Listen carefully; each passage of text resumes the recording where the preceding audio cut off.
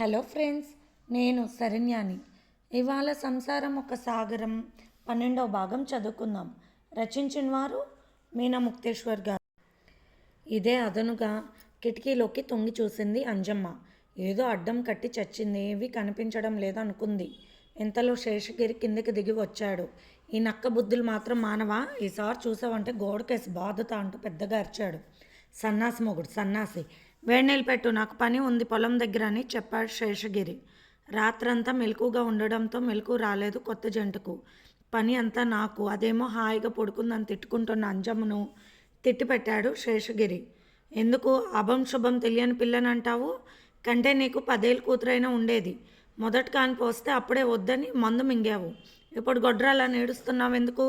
గదిలోకి వచ్చి పడుకుంటే అడ్డమైన సోచ్ చెప్తున్నావని పైన పడుకుంటున్నాను. అక్కడికి వచ్చి నా తల బద్దలు కొడుతున్నావు. మొగుడికి ఏం కావాలో ఎప్పుడు ఎలా ఉండాలో నీకు తెలియదు. నన్ను నిందించకు. నిన్న నీ ఇష్టం వచ్చినట్టు మాట్లాడుతున్నావు. నీ చావు నువ్వు చావు అని వదిలేశాను నేను ఎప్పుడో. నాకు ఇష్టమైనట్టు నువ్వు ఉండలేవు. నీకు మంచి బుద్ధి రాది జన్మలో అంటూ తిట్టి స్నానానికి వెళ్ళాడు శేషగిరి. ఏమో చిలక జోష్యం వాడు మొదటి కాను ఆడపిల్ల పుడుతుందని చెప్పాడు. ఆ బేగం దగ్గరకు వెళ్ళి మందు తెచ్చుకుని మింగాను. ఆ తర్వాత అబ్బాయి పుడతాడు, అందరూ నన్ను గొప్పగా చూస్తారు అనుకున్నా. ఎవరు పుట్టలేదంటూ నీలిగింది. వేర్లంకమ్మ పాలు పిండుకుని వచ్చింది. అరే చిన్నోడా అంటూ కేకలేసింది గట్టిగా. మత్తుగా నిద్రపోతున్నారు ఇద్దరు.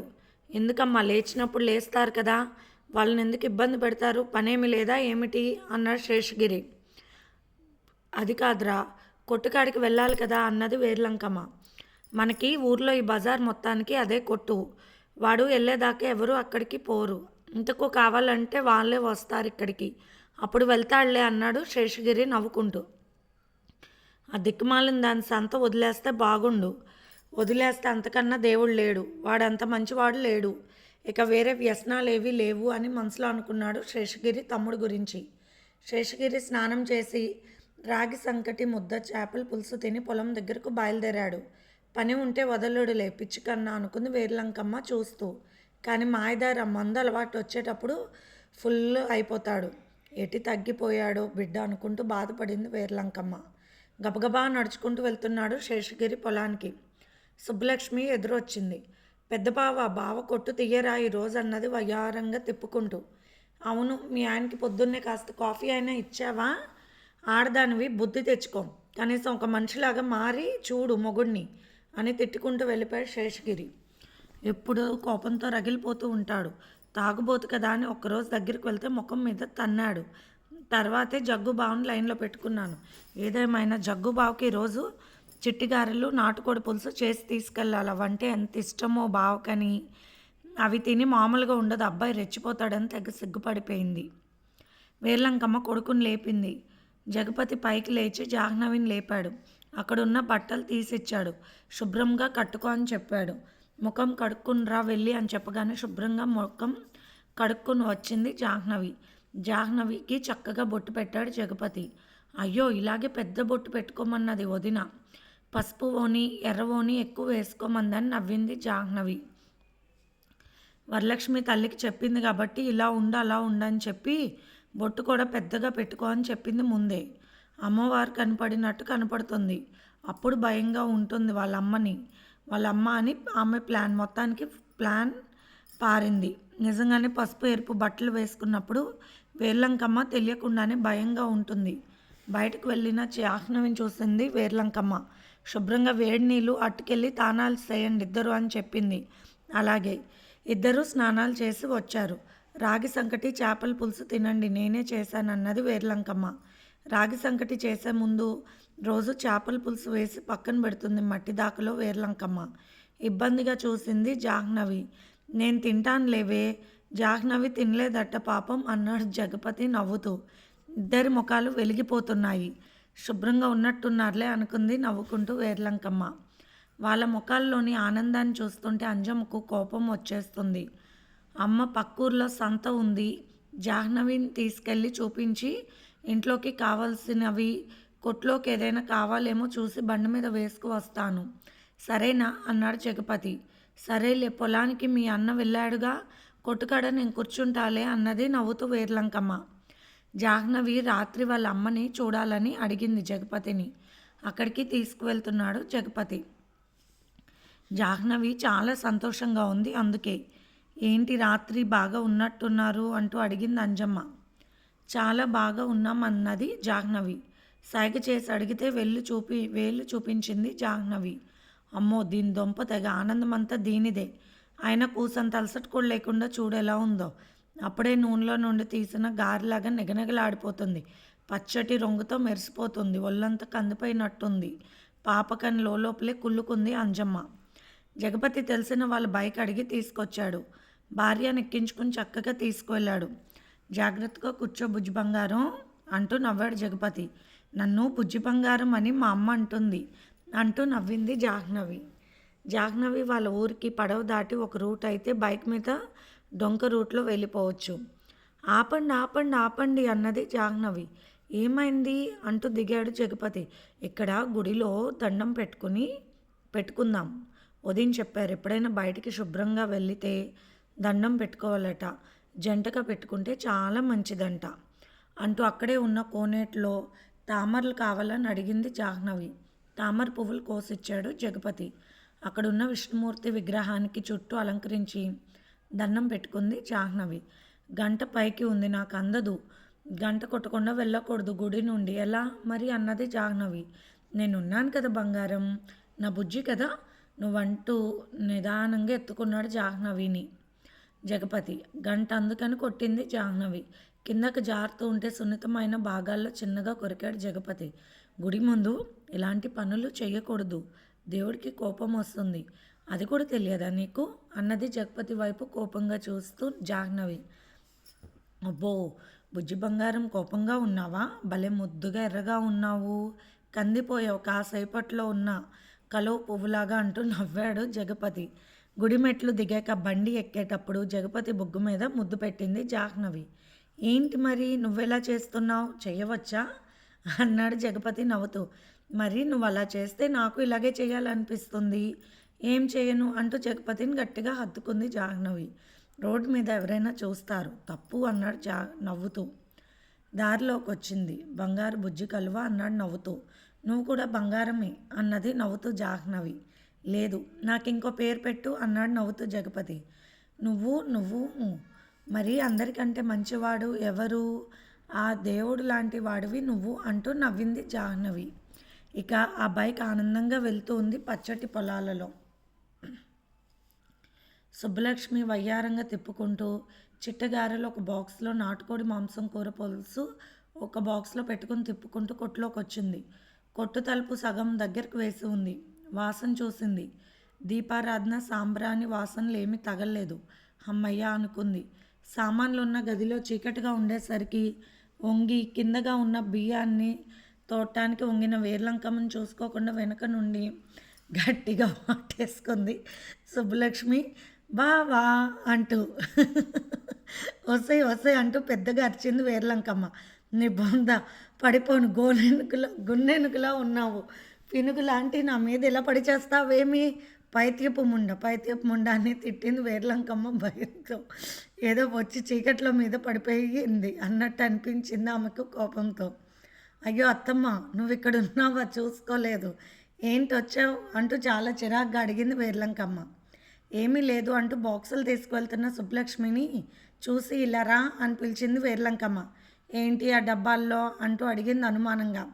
ఏమీ లేదు, కొత్త పెళ్లి కొడుకు కదా అని అంటూ తను తెచ్చిన వాటి గురించి చెప్పింది సుబ్బలక్ష్మి. అవునా, మొగుడికి పెట్టేవా ఏమైనా అంటూ అడిగింది. పెట్టాను, వాడికి పెట్టకుండా ఎందుకు వస్తాను అత్తమ్మ, ఎకసకాలు ఆడతావు కానీ అంటూ తిప్పుకుంది సుబ్బలక్ష్మి. తిప్పింది చాలు కానీ వెళ్ళవే అంటూ ఉండగానే అవ్వలిద్దరూ వచ్చారు.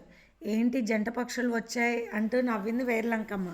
ఏం చెప్పమంటావే బుల్లి, ఈ పిల్లి మొహంది మొగుడికి మంచినీళ్ళు కూడా ఇవ్వకుండా వచ్చిందంట. ఎక్కడుందో చూసిరమ్మంటే ఇక్కడే ఉంటుంది కదా అని వచ్చాము.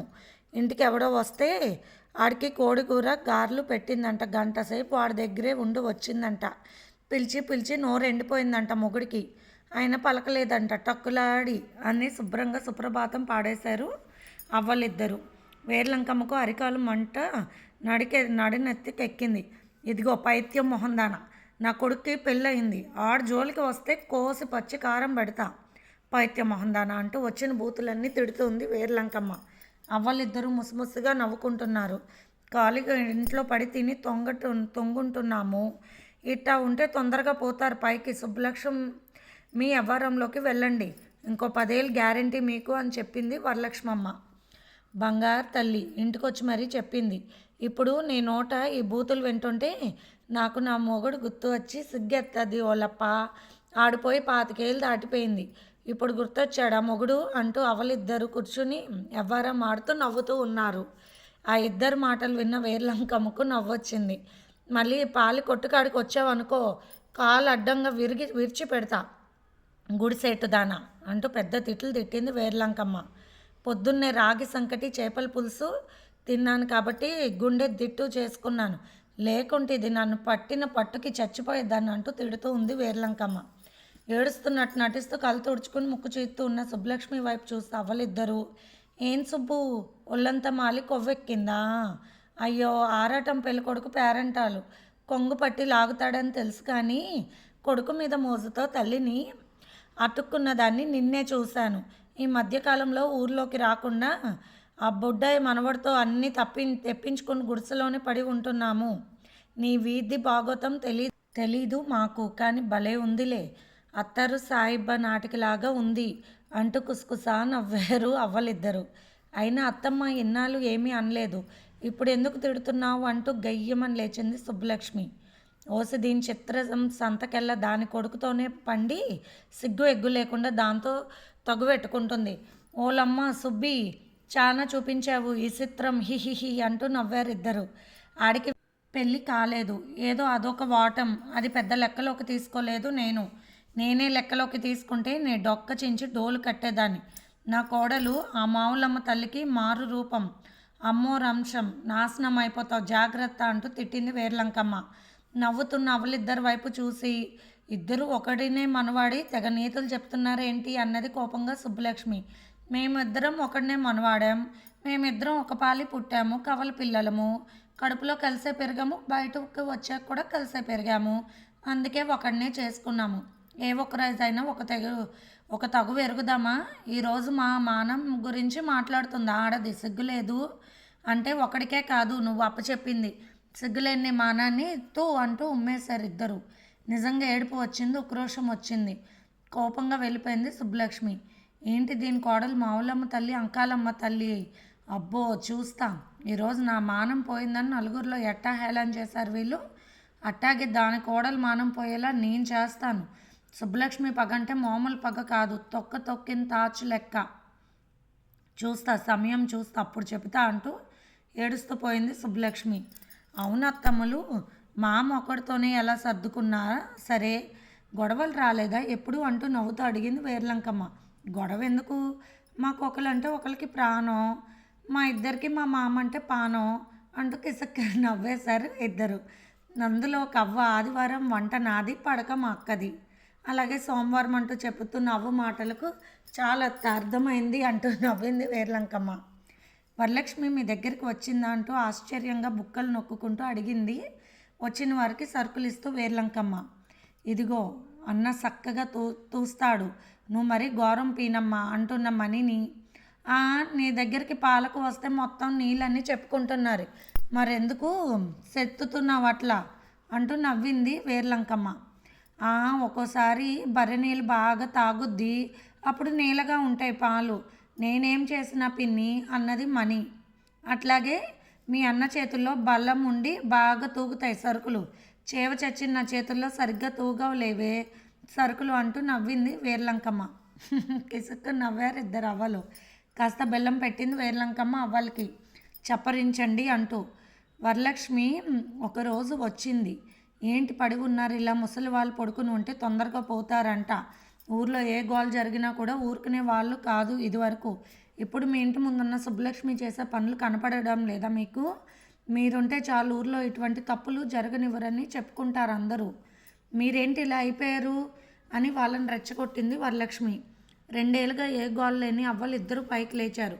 సుబ్బలక్ష్మి ఇంట్లోకి తొంగి చూసేసరికి కనపడవని కన్ను పడ్డాయి. ఇంకేముంది, నోరు తెరిచారు. సుబ్బలక్ష్మి వెనకాల పడడం మొదలుపెట్టారు. అది జరిగిన కథని చెప్పారు అవలిద్దరూ. నా పెద్ద కూతురు బాగా తెలివైనది, మంచిది అని ఎదురింటి బాపనమ్మ బామ్మ అంటూ ఉంటుంది.